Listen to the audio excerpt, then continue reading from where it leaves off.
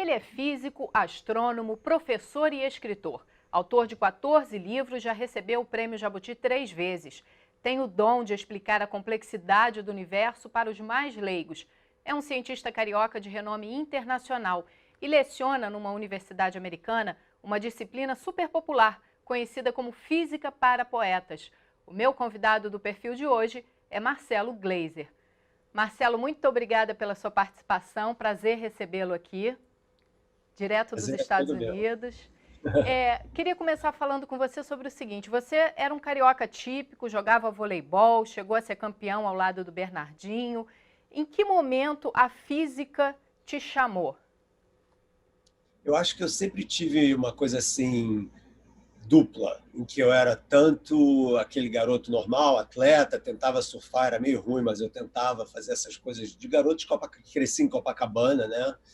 Mas eu sempre tive um lado meio intelectual também. Eu tive a sorte de ter crescido numa família que tinha muitos livros, tinha muita música. Então os meus irmãos mais velhos os dois eram feras na escola. Então eu tinha, vamos dizer assim, modelos a seguir, né? Mas a questão da minha relação com a natureza, eu acho que foi uma coisa muito minha mesmo, que talvez tenha sido ligado um pouco com o fato de eu ter crescido indo muito para as montanhas, em Teresópolis e Petrópolis, e no verão, passava 3 meses direto lá no verão. E lá você tem o céu, você tem as flores, você tem as árvores todas de frutas da casa que a gente tinha e tal. Então, a minha exposição à natureza sempre foi muito intensa e eu adorava aquilo.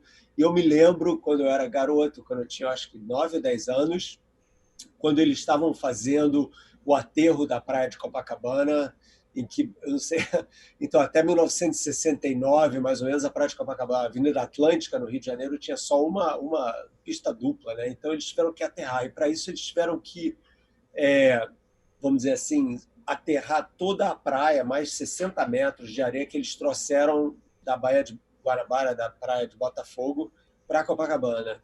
E eu achei aquele negócio uma obra assim absolutamente incrível, por um lado, a ingenuidade humana, né, do ser humano de conseguir fazer uma coisa dessa, a mudar o mar, né? Você está mudando o mar, mas ao mesmo tempo também veio um monte de poluição da praia de Botafogo e eu acabei pegando hepatite quando eu tinha acho que 10, 11 anos por causa disso. Então, essa tensão entre a beleza do mundo natural e a nossa interferência com o mundo natural, né, eram coisas que eram muito presentes na minha vida. E também a curiosidade de querer saber sempre mais, né? Aquela coisa do garoto que pergunta, mas por quê, por quê, por quê? Eu acho que eu continuo um pouco sendo aquele garoto, entendeu? Com aquela curiosidade de querer entender como as coisas funcionam. Então, Agora, isso seu foi. pai não aceitou muito quando você decidiu fazer física, né? Não, ele tinha toda a razão. Eu acho, na época, primeiro porque, como todo estudante normal, eu nunca tinha visto um cientista na minha vida, né?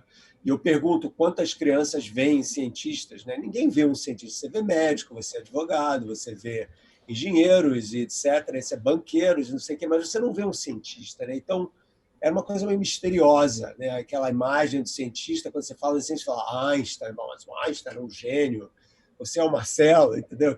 Qual é a sua de querer ser um cientista feito Einstein, né? Mas então meu pai, como um bom pai, falou: você tem que ser engenheiro, filho, porque o Brasil precisa de engenheiros. E como eu gostava de todas as ciências, ele falou: vai fazer engenharia química, porque engenharia química mistura um pouco de física, um pouco de química e tal, e você pode fazer alguma coisa ambiental com ela, né? Aí fui, né? Quer dizer, foi uma coisa assim que eu fui meio arrastando os pés, fiz vestibular para, na época era vestibular, para o UFRJ em engenharia química e passei e logo ficou claro, isso é uma coisa muito importante, ficou claro para mim que não dava certo, que eu não ia ser um engenheiro, que a minha interação era realmente com questões mais profundas, mais fundamentais, mais científicas sobre a natureza e menos aplicadas, vamos dizer, que seria o caso da engenharia, né? Aí eu tive uma certa briga lá com meu pai, porque eu cheguei e falei: olha, pai, eu sei que engenharia é importante e tal, mas eu não sou um engenheiro, não adianta.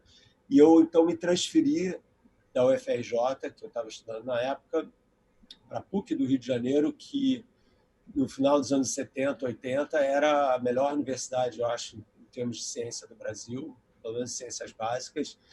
E aí fui para lá e meu pai falou, você vai sair de uma universidade grátis para uma universidade privada, eu não pago. Aí eu falei, então tá bom, eu vou me virar. Então eu ralei muito, como se diz no Rio de Janeiro, dei muita aula particular, fui monitor, fiz o diabo a quatro para poder pagar a universidade, morar sozinho e ainda ter um pouquinho de dinheiro para botar gasolina no carro para ir para as montanhas de fim de semana. Então foi uma grande batalha, mas uma coisa de paixão mesmo, entendeu? Uma coisa que eu senti que eu tinha que fazer isso, se eu não fizesse, mais tarde eu ia me arrepender muito. Depois você parte para estudar fora, foi para Londres, né? Em que momento você percebeu que não teria volta para o Brasil, que aqui não teria, vamos dizer assim, uma academia que te inspirasse como você encontrou nos Estados Unidos? Pois é, o que aconteceu foi o seguinte, a gente vai fazer o doutorado com 23 anos, né? Então eu saí do Brasil com 23 anos e, como você falou, fui para Londres. E o meu plano era, na época, o CNPq, que foi quem me deu a bolsa, não tinha esse contrato que hoje em dia existe, tipo, você tem que voltar por um determinado número de anos depois de terminar o seu doutorado, ou mestrado, o que lá for. Era meio aberto, existia uma expectativa que isso fosse acontecer, mas não era um contrato, né? Então, o meu plano era assim, quando estiver dando certo eu ficar fora, eu vou ficando. Porque quanto mais experiência de pesquisa você tiver, mais bem preparado você vai estar para voltar para o Brasil e criar o seu próprio grupo de pesquisa, uma boa posição numa universidade e tal, né? Então, o interessante é o seguinte, na Inglaterra, o doutorado dura só 3 anos, é uma loucura isso, né? 3 anos. Então, você tem que fazer tudo muito rápido, mas a bolsa do CNPq era de 4 anos. Então, no final do terceiro ano, eu já tinha terminado, mas ainda tinha mais um ano de bolsa. Falei, poxa, eu não quero voltar ainda, ainda tenho mais um ano de bolsa. Aí eu apliquei para ir para um lugar perto de Chicago, nos Estados Unidos, chamado Fermilab, que era, na época, o maior laboratório de física de altas energias do mundo. Por que eu apliquei para lá? Isso daí é importante como lição de vida para a moçada, que é como você faz networking. Eu apliquei para lá porque eu tinha escrito um artigo, 2, com o meu orientador, e eu tinha visto que o chefe do grupo de astrofísica desse lugar tinha citado o meu artigo, então o cara já me conhecia. Então eu escrevi e falei assim, olha, eu tenho dinheiro, eu tenho uma bolsa, posso passar 3 meses aí como aluno visitante? Ele falou, vem por um ano e a gente financia. Pô, que bacana, hein? Aí eu fui, aí quando cheguei lá, eu entrosei direto com o grupo e eles me ofereceram o que a gente chama de um pós-doutorado, ou seja, você termina o doutorado e você é contratado pelo laboratório para ficar lá fazendo pesquisa durante 2 anos. Então foi aquela coisa de, enquanto estiver dando certo, eu vou ficando. Aí fiquei, aí casei com a minha primeira esposa, entendeu? E daí consegui um outro pós-doutorado. E aí a coisa foi indo assim, mas a minha relação com o Brasil sempre presente, quer dizer, eu sempre voltando, família, amigos, muitos seminários, universidades e tal. Então, eu nunca perdi, vamos dizer assim, aquela minha relação com o Brasil, né? Agora, você começou a escrever livros com que intuito? Você notou que esse conhecimento que você tinha agregado durante todos esses anos podia chegar a mais pessoas? Pois é, então o que aconteceu foi o seguinte, são coisas tão circunstanciais, né, que acabam mudando a sua vida. É uma coisa muito legal isso, né, que a gente tem que estar sempre aberto. Eu chamo isso de a simples beleza do inesperado, que é basicamente a ideia de que às vezes a vida te traz uma surpresa. Às vezes são boas, às vezes não são tão boas, mas quando elas são boas, você tem que aproveitar aquela oportunidade, né? E o que aconteceu foi o seguinte, quando eu ganhei o meu emprego de professor e pesquisador nessa universidade que eu estou hoje, chamada Dartmouth College, que fica perto de Boston, os Estados Unidos têm uma estrutura pedagógica muito diferente da brasileira, no sentido que você vai para o college, para a universidade, você não está fixado ainda na sua profissão. Você vai se formar em engenharia, ou em física, ou em cinema, mas durante esses anos que você está no college, você tem que fazer cursos de várias áreas diferentes para abrir a sua cabeça intelectualmente, é o que eles chamam de educação de artes liberais. E, por causa disso, os departamentos têm que criar cursos para suprir o cara que vai se formar em filosofia ou cinema, mas tem que estudar ciências. Então, eu criei esse curso, chamado, que as pessoas chamam de Física para Poetas. Na verdade, o nome do curso é Entendendo o Universo, a Física através dos Tempos. E nesse curso você, então, traça a história da física desde os primórdios até os tempos modernos, sem matemática. Essa aqui é a ideia, né? E trazendo menções literárias, filosóficas, religiosas, etc. Só que não tinha um livro-texto para esse curso. Aí eu falei, eu vou escrever esse livro. Daí eu escrevi o livro e, nessa época, eu já tinha ganho um prêmio da Casa Branca, do Bill Clinton, na época era o presidente dos Estados Unidos, pelo meu trabalho de pesquisa, e eu já estava envolvido em educação, principalmente com relação a minorias latinas aqui nessa área em que eu vivo. Eu tinha uma relação muito grande, eu era mentor dos alunos mexicanos e porto-riquenhos e tal, porque eu não tenho cara, mas eu sou brasileiro, eu sou latino, né? Então o pessoal me via assim, como é que esse cara é brasileiro? Então eu já tinha essa relação, e eu então percebi que eu tinha esse desejo muito grande de abrir a minha sala de aula não só para os meus alunos daqui, mas para o mundo inteiro. E aí eu comecei, por causa desse prêmio do Clinton, eu fiquei conhecido no Brasil e comecei a escrever para a Folha de São Paulo, que eu escrevi durante mais de 20 anos, todo domingo, religiosamente, para a Folha de São Paulo. E quando eu escrevi esse livro em inglês para o curso daqui, eu falei, eu vou traduzir esse livro para português e vai se chamar Dança do Universo. E a Companhia das Letras lançou esse livro e o livro meio que explodiu, né? E explodiu e, surpreendentemente, eu não esperava por isso, virou um super best-seller e tal. Daí a Folha falou, vamos realmente contratar como ensaísta, né, semanal e tal. Aí eu percebi que eu criei uma carreira dupla, entendeu? Como cientista, escrevendo artigos complicados, com matemática e tal, e essa coisa do educador, do divulgador de ciência, vamos dizer assim, né? Da pessoa que é um intelectual público que traz a ciência para as pessoas em geral. Então, isso você vem exercendo com grande louvor, né? Você vem mostrando que o cientista ele não precisa ficar preso num laboratório, né? Você falou que nunca conheceu um cientista quando era criança. Imagina aqui os jovens, as crianças do Brasil que realmente não têm acesso, né? Qual é a importância dos cientistas hoje se conscientizarem de que eles precisam se mostrar mais acessíveis, falar até uma linguagem mais próxima dos jovens, para que nós tenhamos jovens também investindo no estudo da ciência? Obviamente, eu acho isso absolutamente fundamental. E para mim, não é só uma questão de que os cientistas devem fazer isso porque eles têm interesse em fazer isso. Eu acho que eles têm o dever de fazer isso.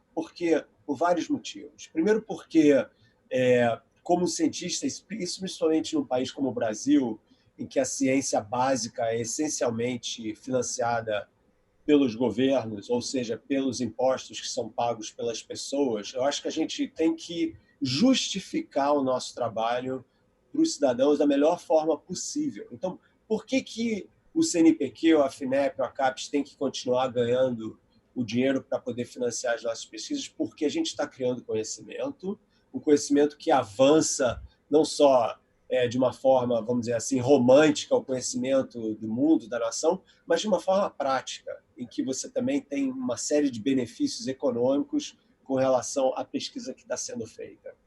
Então, o cientista, ele realmente, e isso é uma coisa que eu acho que no Brasil é mais problemático do que aqui nos Estados Unidos, que na Europa, os cientistas brasileiros, com raras exceções e louváveis exceções, né? E existem pessoas que estão realmente começando a se colocar mais no público, eu não sou o único, obviamente, mas das gerações mais velhas, feito a minha, tem muito poucos, né? E para mim isso é problemático. Eu acho que o cientista ele tem que falar com a juventude, sim. Os cientistas têm que ir nas escolas públicas. Falar, por que eu sou cientista? Ah, porque eu estudo como as células funcionam. E para estudar isso, eu preciso entender, então, como eu posso desenvolver novos remédios, novas curas para doenças. Eu faço isso na minha universidade e todo mundo pode fazer isso. Não é uma coisa que você precisa ser um gênio, sabe? Essa desmistificação do cientista, de achar que cientista ou é nerd ou é gênio, entendeu? Ou os dois, né? E isso é uma grande besteira, não tem nada a ver, sabe? Nós somos pessoas totalmente normais, alguns mais dedicados com mais paixão do que outros, alguns um pouco mais nerds, mas aí você entra num banco, você entra num escritório de advocacia ou no hospital, você também vai encontrar essa turma, entendeu? Não é que são só os cientistas, isso faz parte do espectro da variedade humana, de personalidades, né?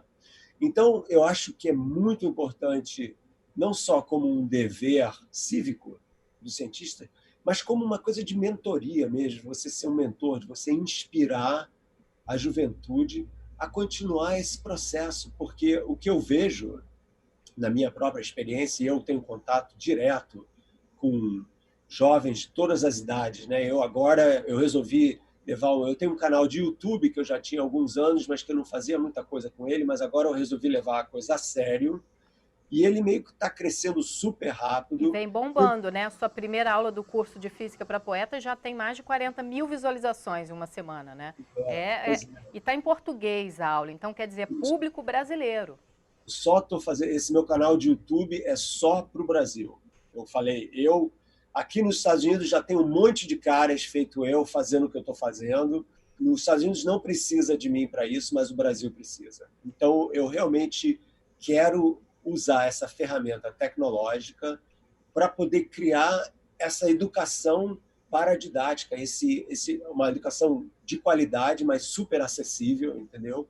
Em que as pessoas possam sim entender um pouco desse conteúdo que eu crio, né, de graça, sabe? E para todo mundo. E eu vejo, é muito legal isso, você vê, puxa, eu tenho 10 anos aqui, sou do interior no céu, e aí o senhor de 93 anos me escreveu outro dia, falando que está estudando, que está acompanhando as aulas. Então, isso para mim é super gratificante e mostra a necessidade que a gente tem de fazer isso. As pessoas querem informação de qualidade. Não, e Né? pelo chat, inclusive, quando você está ali apresentando a aula, você vê que aparecem centenas de perguntas, né? Jovens, idosos, pessoas muito interessadas em entender o que vocês conseguiram descobrir, né?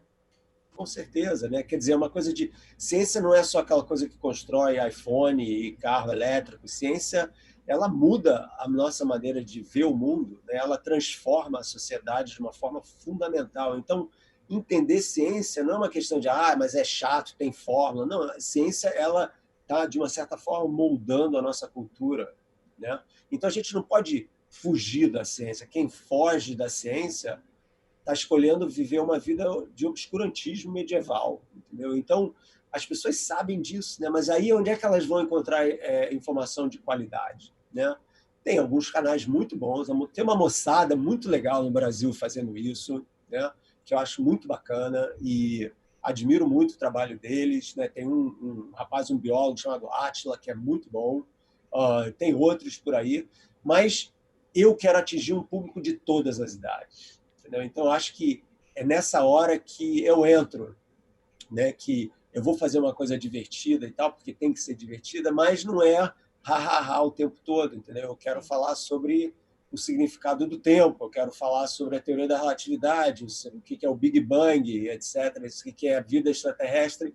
Então, tem uma parte engraçada, mas tem que também prestar atenção no conteúdo. Bom, Marcelo, eu Isso. vou pedir só um minutinho para você, a gente vai continuar com esse papo sobre ciência no próximo bloco e a gente volta com o perfil rapidinho, é um minuto só.